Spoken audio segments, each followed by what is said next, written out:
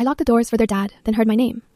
The mom was already in the driveway when she ran back and told me, "If Breck comes, call the police before you call me." I was 23, broke, halfway through grad school, and babysitting for grocery money, so I just nodded like that was normal. Lena said he was not supposed to know this rental address. Then her daughter Poppy asked if I could check the laundry room window because that's where Dad taps. And the little boy, Asa, started crying without even looking up from his dinosaur book. I almost texted my roommate that I had landed in messy divorce nonsense. Then I saw the new screws around the back latch, like somebody had fixed it in a panic, and I kept my phone in my pocket. Lena left for her hospital shift. 10 minutes later, the motion light snapped on over the yard. A truck slowed outside, idled, then rolled off. Poppy went stiff and whispered, "He does that when Mom won't answer." I killed the living room lamp and moved the kids upstairs with blankets, crackers, and a cartoon. I called Lena twice, straight to voicemail. A block number rang. Then the back handle jerked hard enough to shake the glass. That was when I stopped feeling like a sitter and started feeling like cover. I shoved the bathroom hamper against the door and told Poppy to keep Asa quiet no matter what she heard. She nodded too fast, like this wasn't new. I took the heavy flashlight from Lena's junk drawer and went downstairs because the kids were up there and someone was already on the mudroom floor. I could see wet prints near the washer. I heard a man in the kitchen say my full name. It wasn't Breck. It was Professor Miles Egan, who ran the seminar tied to my funding. He was standing by the sink in his coat, rain on his shoulders, like he had just walked in from campus. For a second, my brain would not fit him inside that house. Then it did, and it got worse.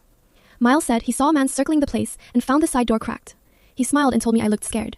He had been weird with me all semester, staying too close after class, asking what neighborhood I lived in, emailing after midnight about private research help. When I stopped answering, he started marking me down for things nobody else got hit for. Now he was in my babysitting job, telling me he was here to protect me. I asked how he knew where I was. He said I had mentioned babysitting near Oak Hollow once, and he kept driving until he found me. He said that like it proved he cared. Then he took one step closer and told me not to make this bigger than it was because I had a lot riding on next term. I remember thinking two things at once. Breck might still be outside, and Miles was the one already in the house. I kept talking so he would keep listening. I said the kids were asleep. I said he should wait by the front door. While I talked, I hit emergency on my phone inside my pocket and prayed it worked. He reached for my wrist anyway.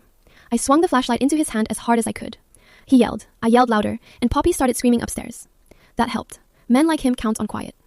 Miles came at me red-faced and hissing my name, not Professor Voice anymore.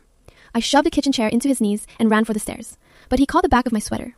Poppy did the smartest thing in the house. She locked the bathroom door, shoved her brother into the tub, and started shouting our address over and over because she had heard me say it into the phone. The police got there before Miles could get that door open. One officer dragged him off the hall, while another asked if there was anybody else inside. I said no. I was wrong. While they were clearing the house, an officer found fresh pry marks on the cellar window and Breck's duffel in the furnace closet. It had a spare key and extra batteries. Then a female officer came downstairs holding a little black camera she had pulled from under Poppy's dresser. Lena walked in, saw it, and went white before anybody said a word. Poppy looked at her and said, plain as weather. Mom knows about that. She said Dad only checks on us when he misses us, and if we told, he would stop paying the rent.